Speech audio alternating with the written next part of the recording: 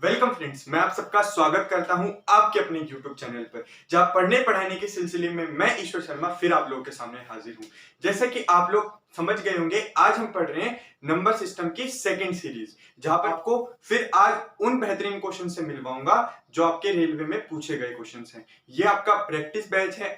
इसमें मैं आपको सारी ट्रिक्स वगैरह बताऊंगा कि जिस तरीके से आपको एग्जाम में पैटर्न फॉलो करना है, किस तरीके से एग्जाम में क्वेश्चंस आए तो कैसे उन क्वेश्चंस को देखना है। याद रखेंगे, पहली चीज, अगर आपको बेसिक समझनी है उसके लिए अलग से बैच चल रहा है। ये सारी क्लासेस बता रहा हूं मैं आपको, सारी फ्री ऑफ कॉस्ट है। इसके लिए आपको कोई चार्ज नहीं देना, आपको सिर्फ आपकी कंटिन्यूटी बना के रखनी है। आपका सिलेक्शन 100% होगा अगर आप मेरी बातें मानेंगे तो चलिए हम शुरू करते हैं आज की क्लास। फ्रेंड्स, पहला क्वेश्चन आप लोगों के सामने आ चुका है। यदि तीन क्रमागत विषम संख्याओं का योग 51 है तो तीनों में से अल्पतम यानी सबसे छोटी संख्या कौन सी होगी। तीन क्रमागत, क्रमागत मतलब लगातार, विषम मानी ओड नंबर्स। देखो मैं आपको बता दूं, सम हो या विषम हो, सम होती है, सम संख्या क्या होती है, जैसे कि 2, 4, 6, 8, ऐसे दो दो की जो दो से भाग हो जाती हैं, और विषम संख्या जो बच गई। ठीक है, विषम संख्या जैसे कि 1, 3, 5, 7, 9, 11 ऐसे होती हैं। अब आपको बताओ सबके बीच में कितने डिफरेंस है। 4 में से 2 गए 2, 6 में से 4 गए 2, 8 में से 6 गए 2, सम में भी 2 का डिफरेंस, 3 में से 1 गया 2, 5 में से 3 गए 2, 7 में से 5 गए 2, मतलब 1 और 2 3, 3 और 2 5, 5 और 2 7, 7 और 2 9, मतलब सम हो या विषम हो सबके बीच में डिफरेंस कितने का होता है, अंतर 2 का होता है। तो बस ये चीज बतानी थी। अब आपका ये क्वेश्चन कैसे चुटकियों में होगा आप देखिएगा। आपको बोला है कि तीन क्रमागत विषम संख्याओं, जैसे कि तीन क्रमागत विषम संख्याएं, क्या बोलिए, तीन क्रमागत विषम संख्याओं का, तो मैंने मानी जो छोटी संख्या है, पहले तो हमेशा छोटी संख्या मानेंगे, या पहली संख्या जो होगी, जो पहली संख्या होगी वो x होगी। एक बात बताओ, अगर पहली x होगी, पहली x है, हमें अगली निकालनी है तो अगली इससे 2 ज्यादा होगी, चाहे सम हो चाहे विषम हो, अगली इससे 2 ज्यादा, फिर अगली इससे और 2 ज्यादा, मतलब x जमा 4 हो जाएगी। ये आप समझ गए होंगे। अब देखिए, अब इन ये तीन क्रमागत विषम संख्या आ गई, अब इन तीनों का जोड़ लिखेंगे, x जमा 2 जमा x जमा 4 बराबर आपको 51 दे रखा है। अब हम क्या करेंगे, अब x और x मतलब 3x और 4 और 2 6 हो जाएगा आपका, तो बराबर में 51 आ जाएगा। अब ये जो 6 है इधर जाकर के माइनस हो जाएगा। अब तो सिंपल सी कैलकुलेशन आ गई आप लोगों के सामने, 51 माइनस 6, तो 3x बराबर 45, तो आपकी x की वैल्यू यहां से आ जाएगी 15। और आपको बता दूं, आपसे पूछा भी क्या है, सबसे छोटी संख्या पूछी है, क्या पूछी है, अल्पतम संख्या, वो हमने x मानी थी और x की वैल्यू भी क्या आ गई हमारी 15 आ गई। तो आप इस क्वेश्चन को नोट करिए, फिर चलते हैं अपने अगले क्वेश्चन की तरफ।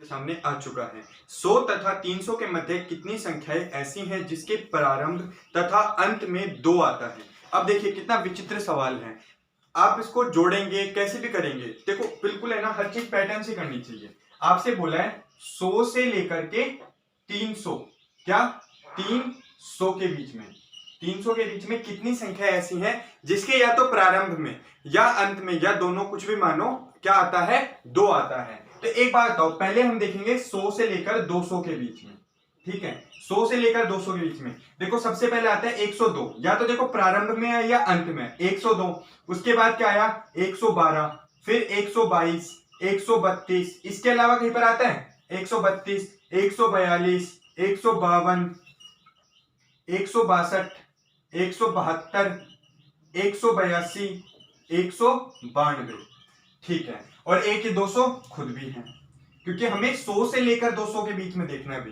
तो देखो 1 2 3 4 5 6 7 8 9 10 11, तो टोटल आ गया 100 से लेकर 200 के बीच में, पहले देखा हमने 100 से लेकर 200 के बीच में आए कितने, 11, कितने आ गए 11। अब हम देखेंगे कि 201 से लेकर के 300 के बीच में, तो अब मैं आपकी इंफॉर्मेशन के लिए बता दूं कि 201 से लेकर 300 के बीच में, 201 से और 299 के बीच में, एक बात बताओ, 2 तो सबके आखिर शुरुआत में रहेगा ही रहेगा, जब सबकी शुरुआत में रहेगा, अरे एक बात तो एक आएगा बीच में 202 आएगा, इससे तो आप एक ही बार गिनोगे, तो पीछे से तो अब हमें मतलब रहे ही नहीं, क्योंकि जिसकी शुरुआत में ही 2 आ गया तो उसके तो वो पीछे वाला तो गिना ही जाएगा। तो 201 से लेकर के 299 तक टोटल कितने हो गए, 1 से लेकर 99 तक कितने हो गए, 99।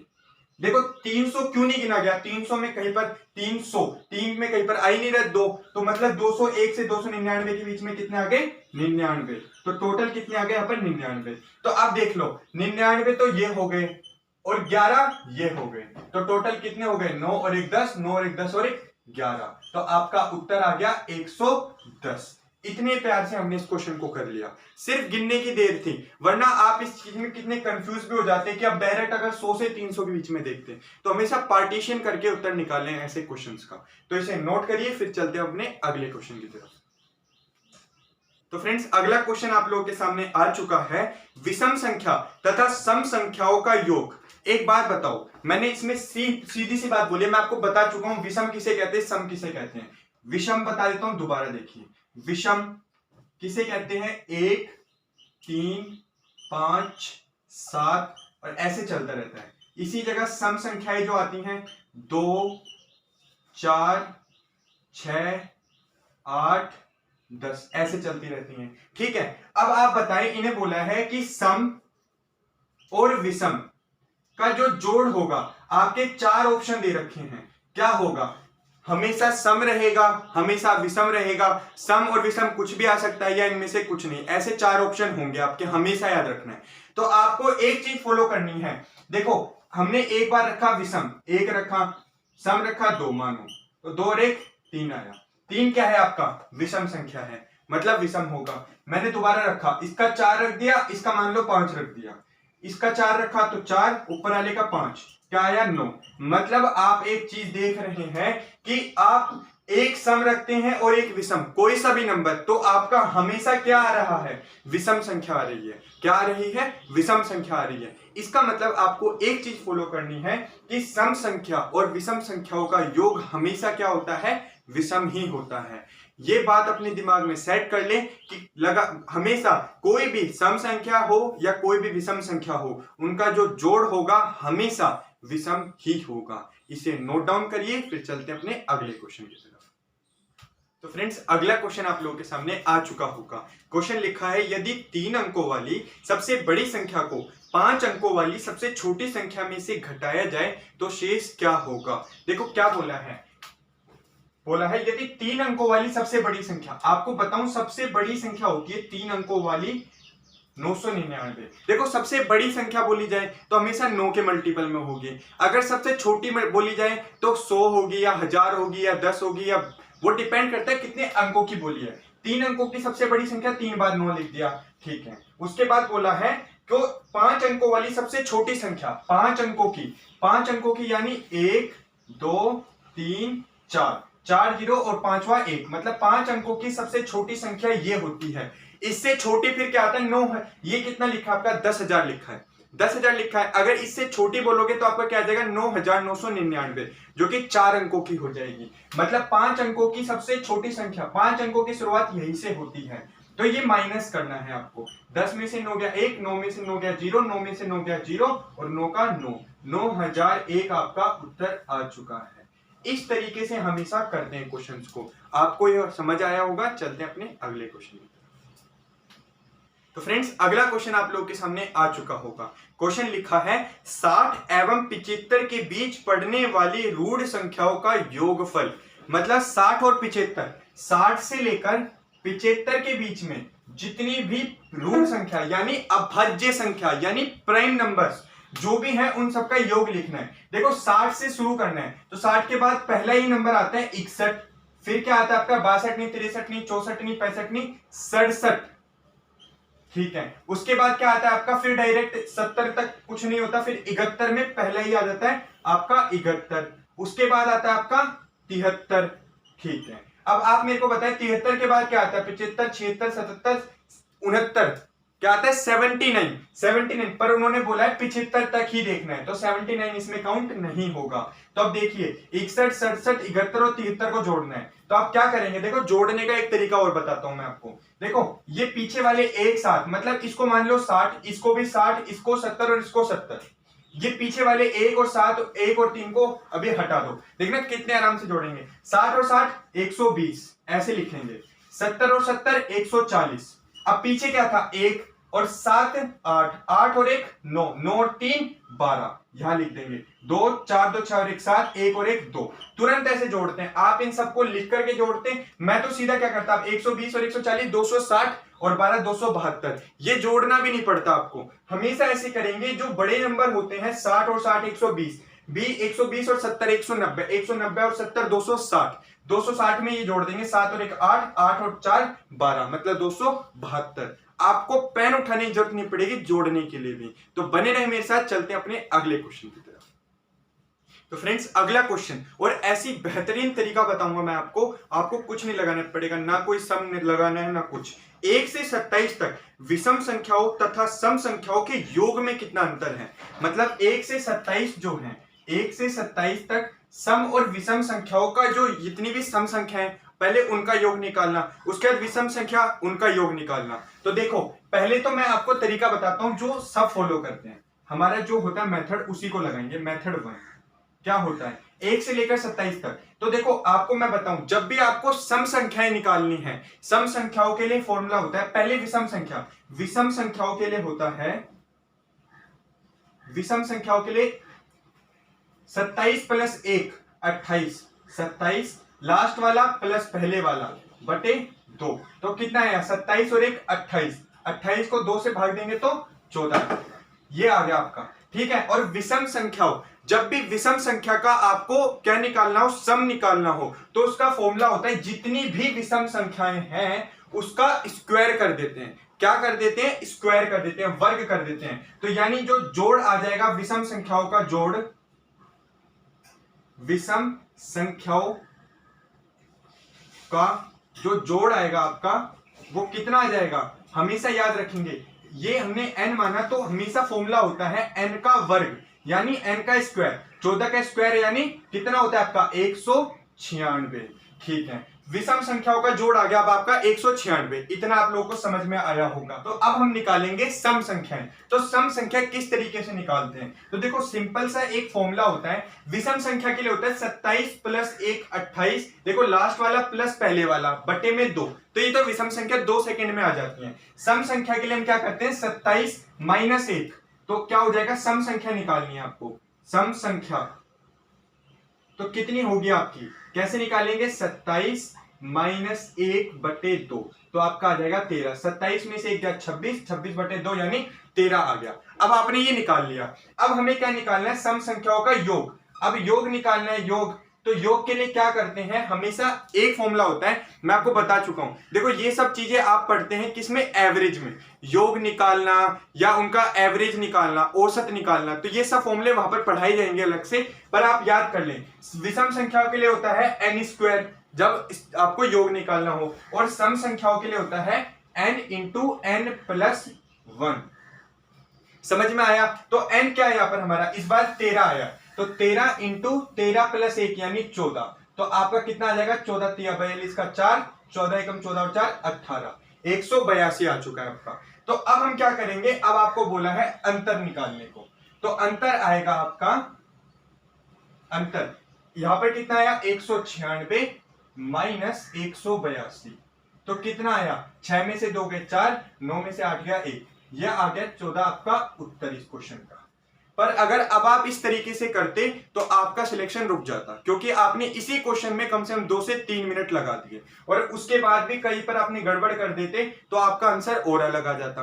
तो अब आपको मैं सिंपल सा एक तरीका बताऊंगा, उस तरीके को सिर्फ 5 सेकंड में आप आंसर निकालेंगे, सिर्फ और सिर्फ 5 सेकंड। देखिए कैसे करेंगे अपन, इसको वीडियो पॉज करके आप आराम से नोट डाउन कर लेना।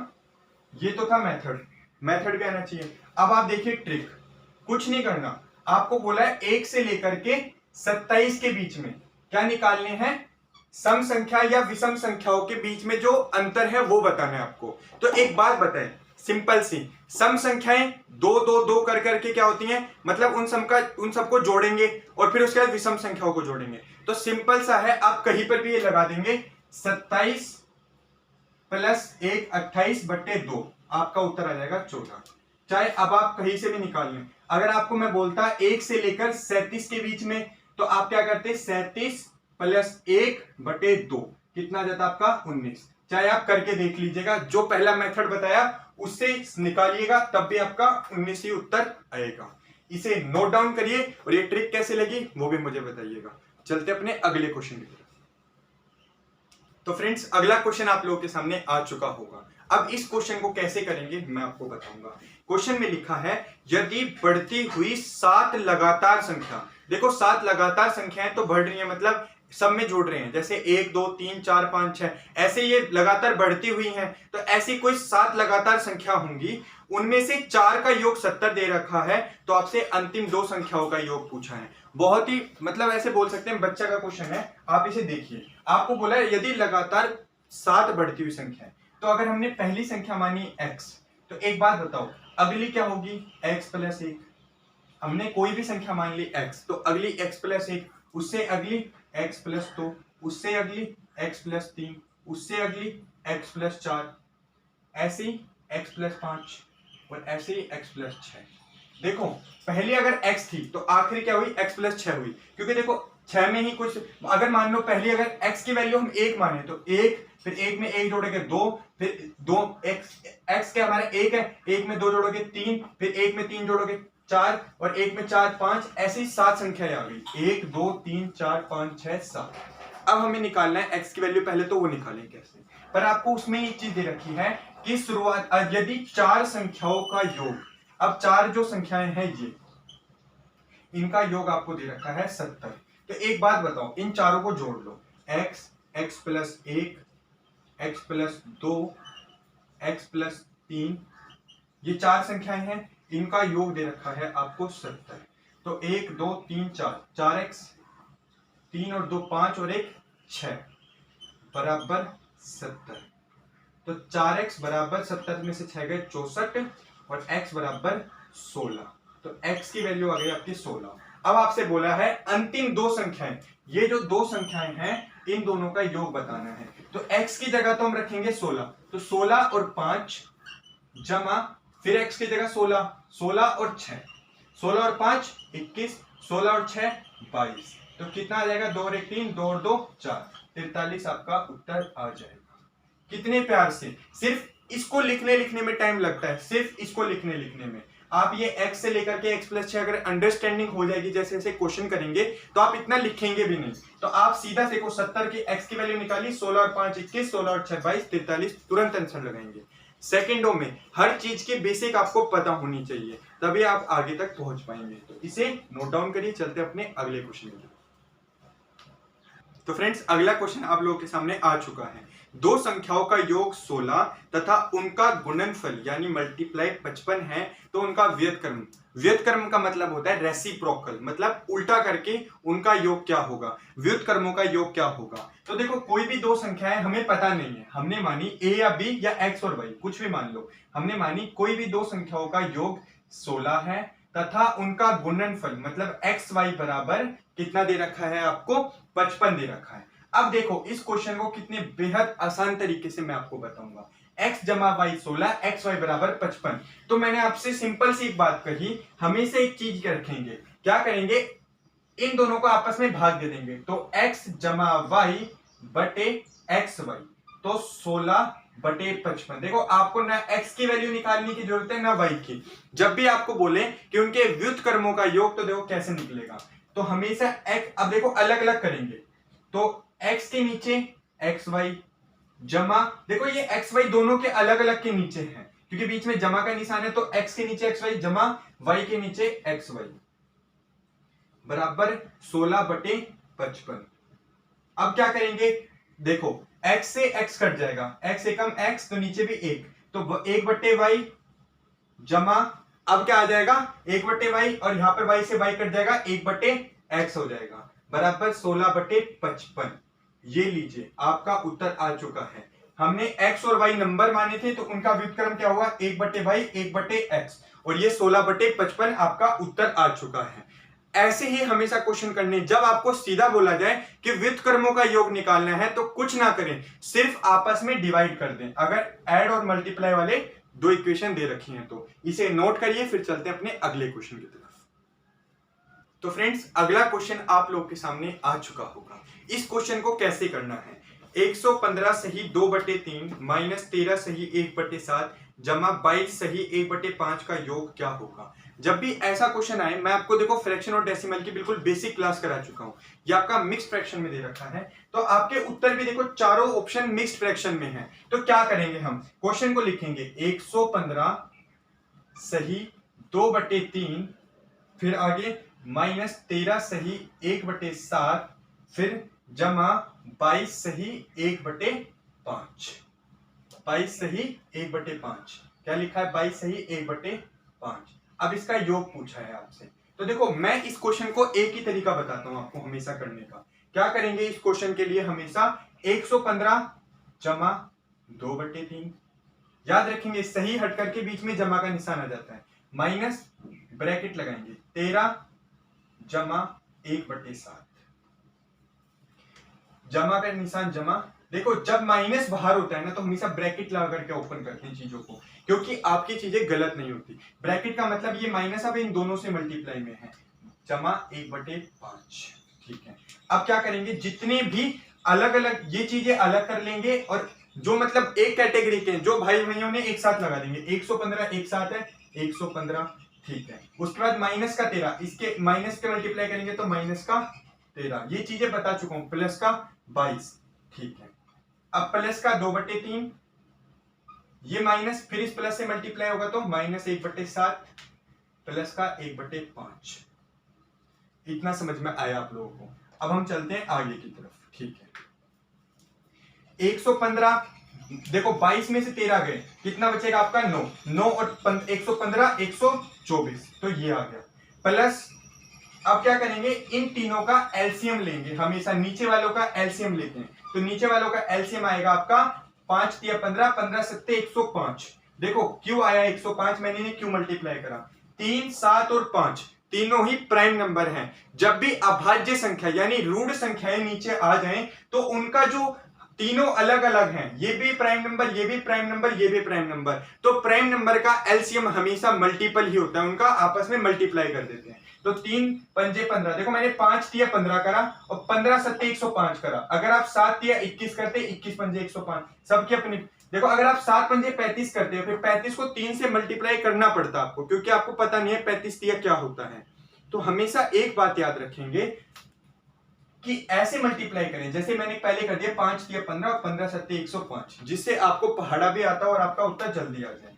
अब क्या करेंगे, देखो नीचे वाले से भाग देते हैं इसको, नीचे वाले से भाग देंगे तो 35 पे जाएगा और 35 दूनी 70 आ जाएगा, ठीक है। माइनस का निशान वैसे ही नीचे वाले से भाग देंगे, 7 के पहाड़े में 105 कितने पे आता है, मतलब 7 से भाग देंगे 105 को, आपका 15 आएगा, और 15 को 1 से गुणा कर देंगे, जितने पे जाएगा उसको ऊपर से गुणा कर देते हैं, तो 15 एकम 15। अब 5 से 105 को भाग देंगे तो 21 पे जाएगा, और 21 को 1 से गुणा कर देंगे तो 21 एकम 21। अब आप सोच रहे होंगे कि मुझे इतनी आसानी से कैसे पता कि ये 21 पे ही जाएगा, क्योंकि मैंने कहा ये तीनों प्राइम नंबर हैं, तो जब ये इससे भाग दे रहे हैं तो मतलब ये दोनों ही तो इसके अंदर बचे होंगे, तो मैंने जब इससे भाग दे रहा था तो 7 × 21 लिख दिया, जब इससे भाग दे रहा था तो इसको हटा के 5 × 15 लिख दिया, जब इससे भाग दे रहा तो 7 पंजे 35 और 35 दूनी 70 लिख दिया, इसलिए मुझे इतनी आसानी से पता था। अब हम इसे आगे करते हैं, 124 वैसे का वैसे जमा 70, 15 में से 21 गए, 21 में से 15 जाएंगे तो आपके बचेंगे 6, 70 और 6 76 बटे 105। ये सब चीजें देखो जोड़ और घटा है, ये चीजें तो आपको खुद सीखनी पड़ेंगी, इस बात को याद रखें। अब क्या करेंगे हम, ये आपके किसी चीज से डिवाइड नहीं हो रहे तो इसको हम ऐसे लिख देंगे 124 सही 76 बटे 105। यही आपका इस क्वेश्चन का उत्तर है। हमेशा चीजों को आसान बनाते हुए चले, ये मैंने 1 2 3 4 5 स्टेप में करा है, ये सिर्फ 3 स्टेप का था। ये इस स्टेप के बाद सीधा मैं ये स्टेप लिखता, क्योंकि मैं इन सबको एक साथ लिखता, ये स्टेप मैं नहीं लिखता। फिर इसके बाद सीधा मैं 124 और इनका सीधा ऐड करके ये लिखता। तो हमेशा याद रखें, चीजें स्टेप आपको खाने पड़ेंगे। एक बार पूरा स्टेप सीखें, फिर स्टेप को खाना सीखें कि किस तरीके से हम स्टेप कम कर सकते हैं। इसे नोट डाउन करिए, चलते हैं फिर अपने अगले क्वेश्चन की तरफ। तो फ्रेंड्स, अगला क्वेश्चन आप लोगों के सामने आ चुका होगा। क्वेश्चन में लिखा है 1295 बटे 1591 को जब निमंत्रण पद में घटाया जाता है तब वह क्या होगा। देखो, जब भी ऐसे क्वेश्चन आते हैं तो देखो क्या लिखा है आपका, 1295 बटे 1591, ये लिखा हुआ है ना। 1295 बटे 1591 को जब निमंत्रण पद में घटाया जाता है, तो आपको हमेशा ऐसे क्वेश्चन में एक चीज फॉलो करनी है, ऑप्शन देखेंगे। क्या देखेंगे? ऑप्शन। देखो, आपके जो ऑप्शन है, मैं एक बार वो लिख देता हूं, इसको मैं समझाने की कोशिश करता हूं। कई बार क्या होता है, आप लोग है ना, इनका आंसर निकालना बहुत मुश्किल हो जाता है, सीरियस बता रहा हूं। तो एक बहुत बढ़िया तरीका है, ऑप्शन लिखा है आपके 35 बटे 37, अगला लिखा है 37 बटे 43, अगला लिखा है 35 बटे 43, 35 बटे 43, और ऑप्शन डी लिखा है आपका 43 बटे 35।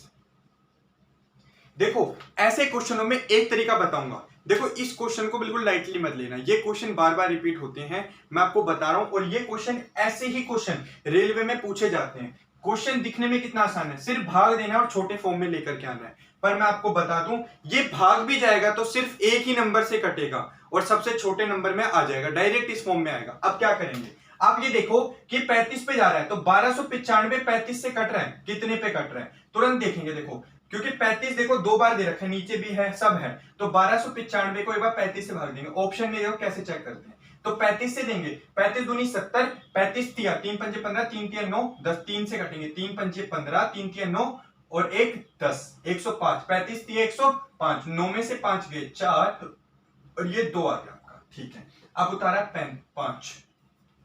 अब ये कितने पे जाएगा, ये जाएगा आपका 9 पे, क्योंकि देखो 9 पंजे 45, फिर गया आपका 4 ऊपर 9, 9 तिया 27 और 4 9 तिया 27, ये आपका नहीं जा रहा, ये आपका 35 कट ही नहीं रहा। देखो 35 पे काट रहे हैं तो हमारा कितना आ रहा है, 35 से भाग देंगे तो 1295 को 35 तिया 105, 9 में से 5 के 4, 2 आ गया, 5 आ गया।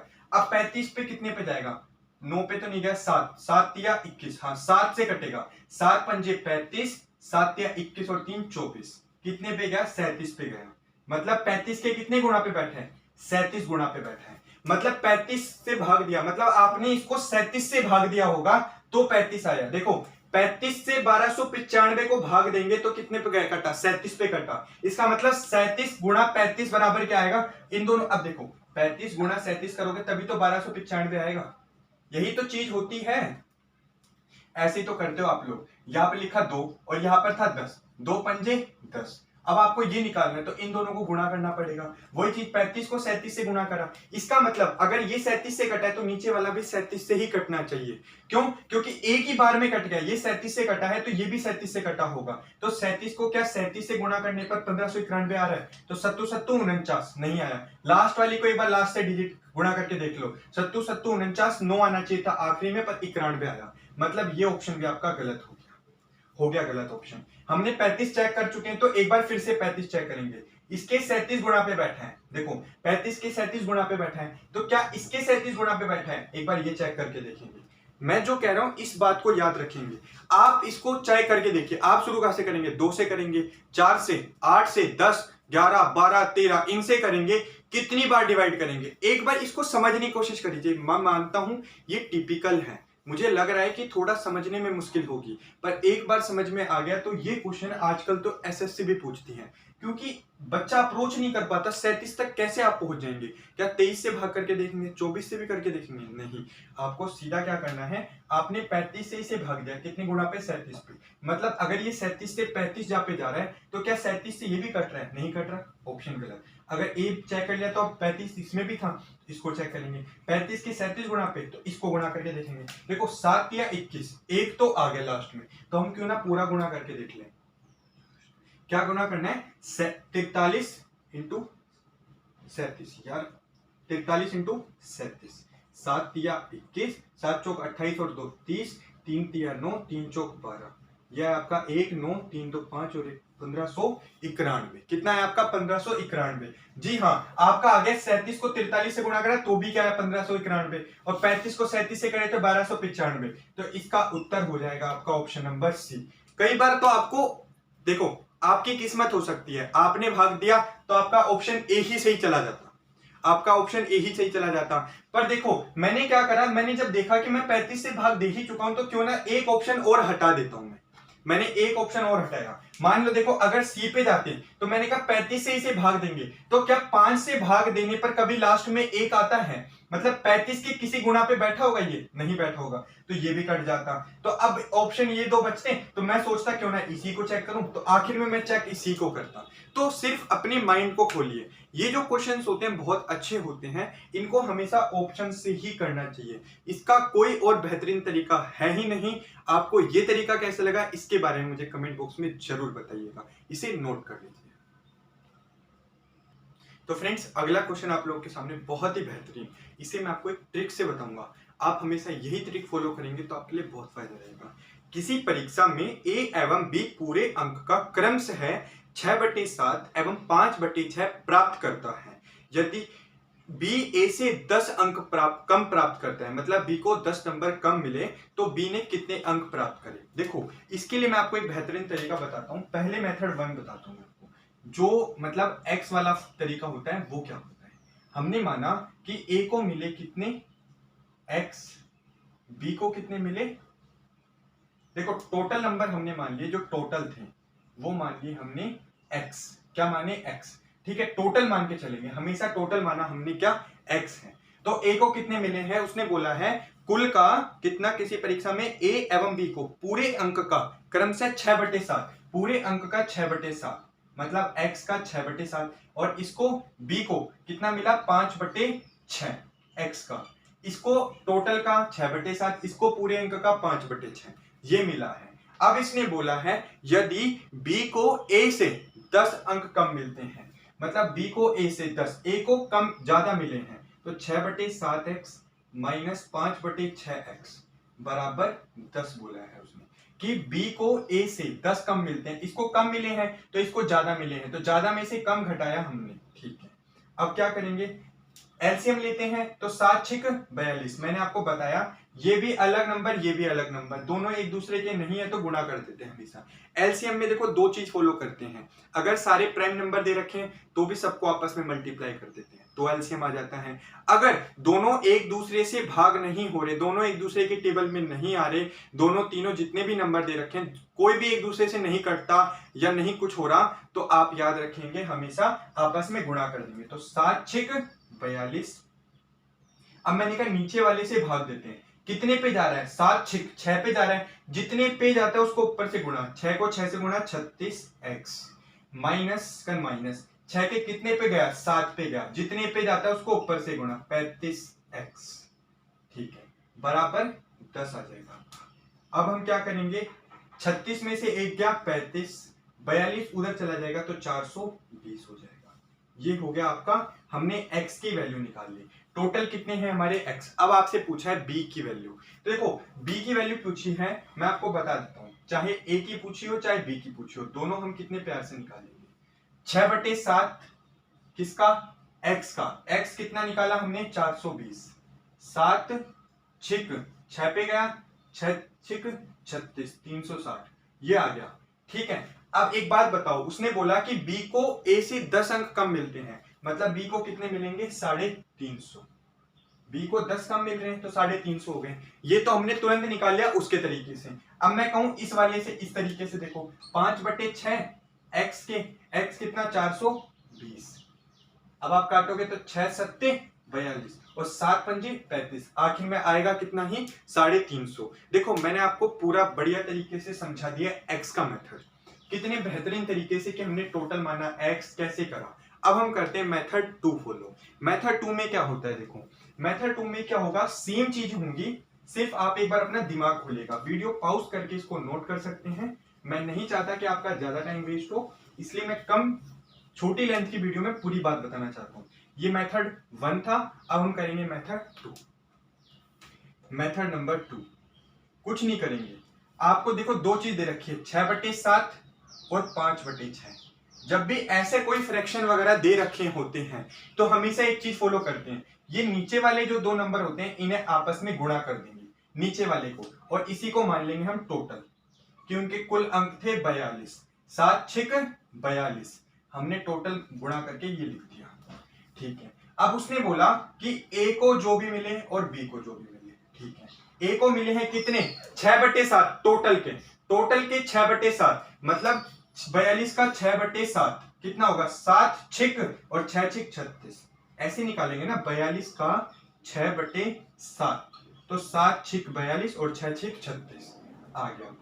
अब यही चीज इसके साथ कर देंगे, 5/6, 6 7 42, 7 5 35, ये चीज आपको समझ में आ गई होगी, इसको हटा दो जीरो, 7 5 35, इतना आ गया। अब उसने बोला कि बी को ए से 10 अंक कम मिलते हैं, पर हमारे हिसाब से कितने कम मिल रहे हैं बी को ए से, एक कम मिल रहा है, इसको 36 इसको 35, एक अंक कम मिले, पर क्वेश्चन में बोल रहा है कि 10 कम मिलते हैं, तो 10 मिलते हैं, एक की वैल्यू 10 है, तो एक को कितने से गुणा करेंगे, 10 आएगा, 10 से, ये फॉलो करेंगे क्या, एक को किससे गुणा करेंगे, 10 आएगा 10 से, तो 42 को भी किससे गुणा करेंगे, 10 से, जो जो चीज हमारी आई है वो सारी 10 के गुणा पे बैठी है, टोटल यानी 42 ना होके 420, बी को 35 ना मिलके कितने मिलेंगे, 350, और ए को 36 ना मिलकर कितने मिलेंगे, 10 गुणा पे यानी 360। ये सारी आपकी जो आती हैं ये ओरिजिनल वैल्यू आ जाती हैं क्वेश्चन के हिसाब से, जो हम मान के चले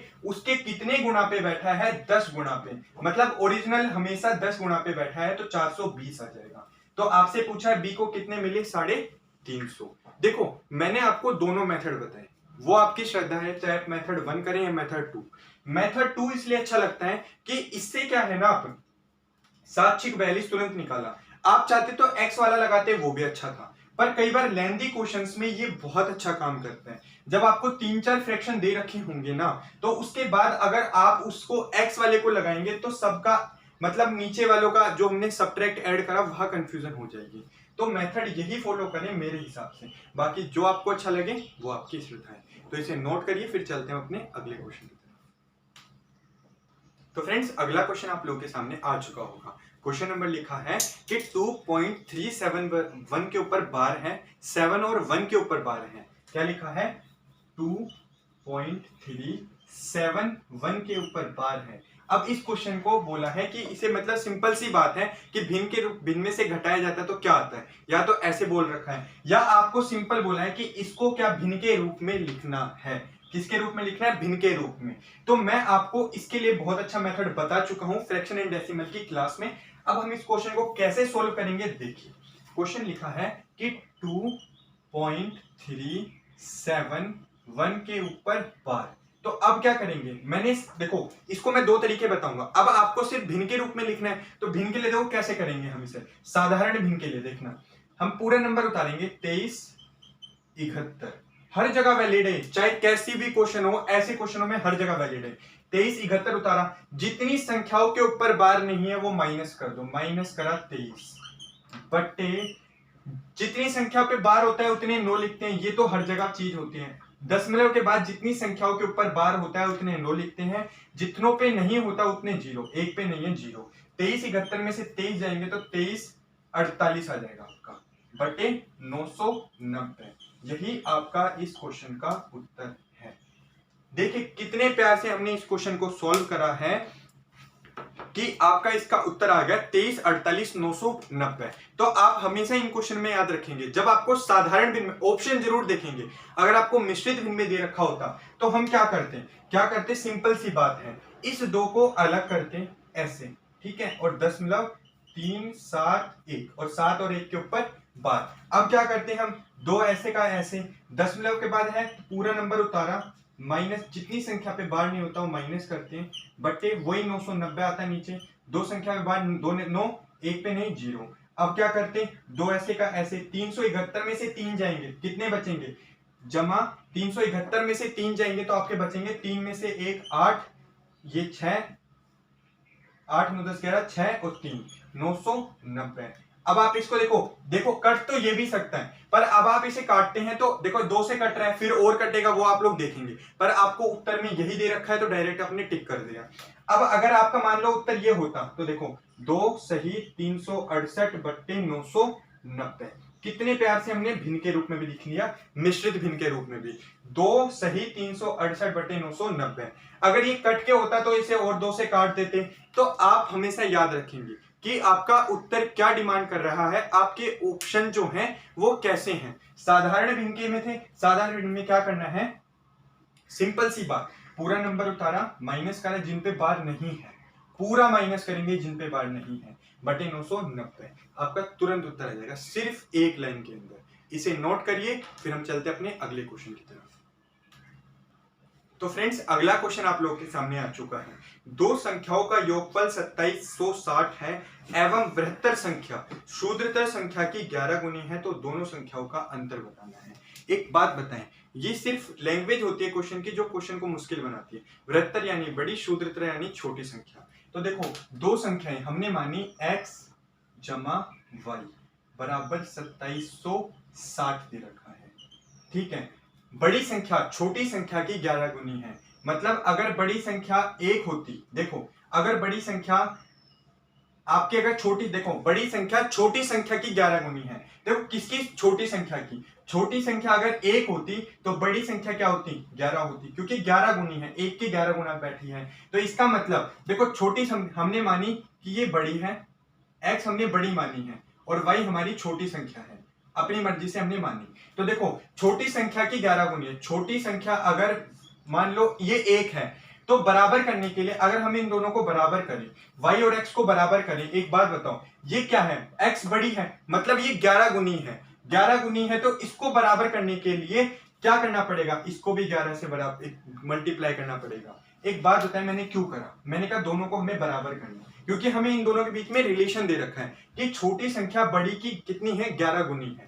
तो एक बात बताओ, बड़ी वाली अगर x है और छोटी वाली अगर y है, तो बड़ी वाली 11 गुनी है, मतलब ये पहले से 11 गुना लिखा हुआ है, तो बराबर करने के लिए भैया इसको भी 11 गुना होना चाहिए था। अगर छोटी वाली 1 है तो ये कितनी है, 11 है, इसको बराबर करना है, 11 को 1 से बराबर करना है, तो इसको 11 से गुणा करना पड़ेगा।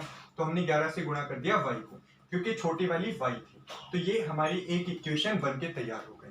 अब हम इससे सॉल्व करेंगे, तो 11y, अब क्या करेंगे, x की जगह 11y रख देंगे, जमा y बराबर 2760, ये चीज हमने यहां रखी है।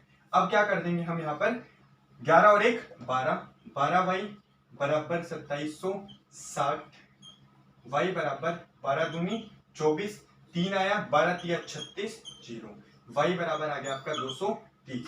अब आपसे पूछी थी क्या कि दोनों संख्याओं का अंतर क्या है, दोनों संख्याओं का अंतर देखो, y बराबर 230 आ गया, तो x बराबर कितना आ जाएगा, x बराबर कितना आ जाएगा, y बराबर 230 है, तो x बराबर आपका आ जाएगा 2760 माइनस 230, कितना आ जाएगा, 2760 है, 0 6 में से 3 गए 3, 7 में से 2 गए 5, 2530। अब ये x की वैल्यू, ये y की वैल्यू, इन दोनों के बीच में अंतर बताना है, मतलब x माइनस y बराबर आ जाएगा आपका 2530 माइनस 230 बराबर आपका आ जाएगा 2, 5 में से 2 गए 3, 3 0, 2300। आपका इसका उत्तर आ जाएगा 2300। देखो घटाया और कुछ नहीं करा, देखो 30 से 30 कट गया तो 2 0 आ गया, 5 में से 2 गए 3 आ गया, 2 का 2, 2530 में से 230 घटाए तो आपका आ गया 2300। आपसे पूछा था दोनों संख्याओं का अंतर, मैंने संख्याएं निकाली फिर उनका अंतर निकाला, पहला मेथड था।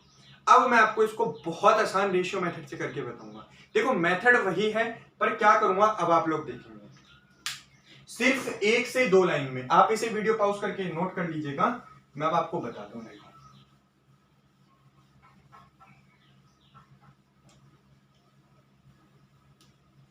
देखना, हमें बोला है कोई दो संख्या है, हमने मानी x और y, ये हमने मानी बड़ी, ये हमने मानी छोटी, ठीक है।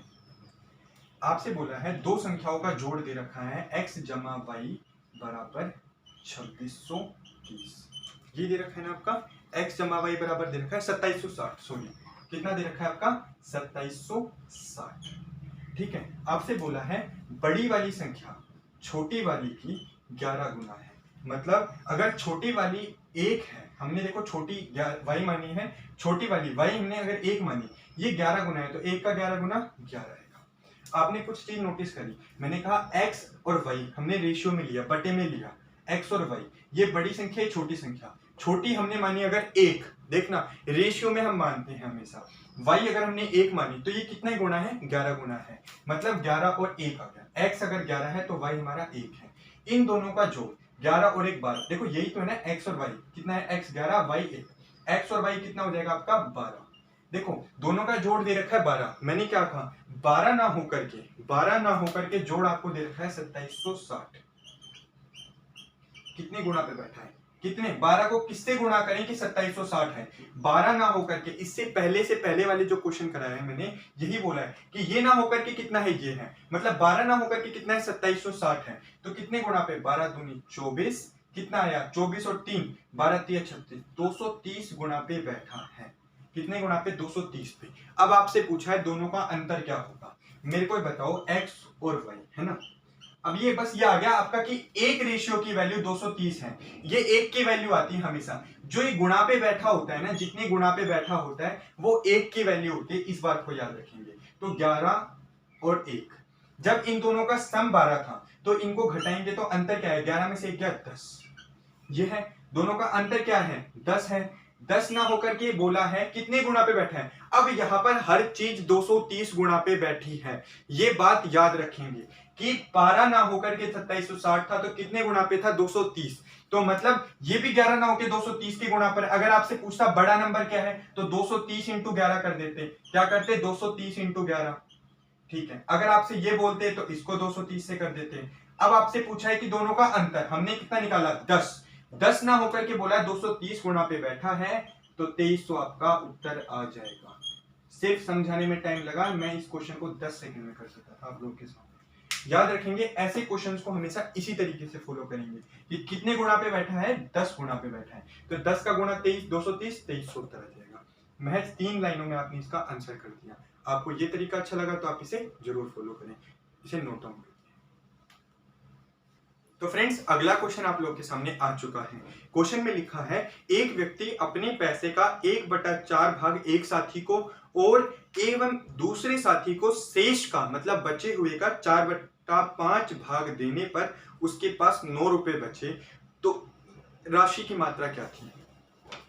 अब मैं इसमें आपको मेथड 2 ही बताऊंगा, जो मैंने मेथड वहां बताया था कि 6/7 दिया और इधर 5/6 दिया, टोटल 420 था, हमने एलसीएम जो लिया था वही मेथड यहाँ फॉलो करूंगा। देखना x की जगह आज कितना फायदा होगा इस क्वेश्चन में, इसीलिए मैं बोलता हूं जब ऐसे क्वेश्चन आते हैं तो इसने बोले 2 भाग दिए, क्या क्या दिया है, 1/4 भाग और 4/5। देखो ऐसे लगाते हैं 1/4 और 4/5, तुरंत ये लिखेंगे, हमने कहा नीचे वालों को गुणा करके यहां लिख देंगे, टोटल मानेंगे कि उसके पास कितने हैं, मानना होता है ये 4 पंजे 20, हमने माने टोटल उसके पास 20 रुपए हैं, ठीक है, 20 रुपए हमने माने कि टोटल उसके पास हैं। अब उसने बोला कि 1/4 एक साथी को दे दिए, 1/4 एक साथी को दे दिए, कोई साथी था उसको 1/4 दिए तो कितना आएगा, 5 दे दिए, 20 का 1/4 5 दे दिया, और शेष कितना बचा अब उसका, मैं बताऊं, 20 में से 5 दे दिए तो अब उसके पास कितने बचे,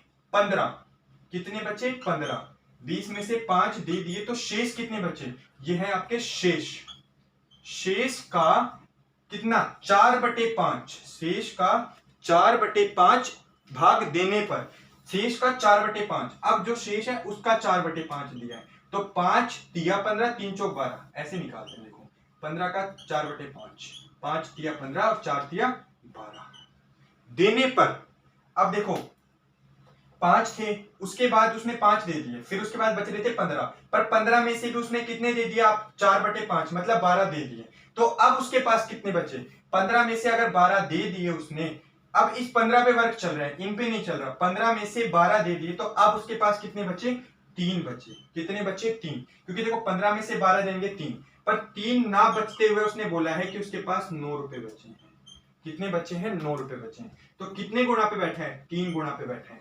तो यहाँ पर जो ये सब है, ये सब भी ओरिजिनल ना होकर के सब 3 गुणा पे बैठे हैं। तो 20 ना होकर के उसके पास टोटल कितने रुपए थे, 60 रुपए थे। बहुत ही बेहतरीन तरीके से मैंने इसे समझाने की कोशिश करी है। मैंने आपसे कहा टोटल हमने माना 20, 1/4 उसने एक दोस्त को दे दिए, अब उसके पास बचे 15।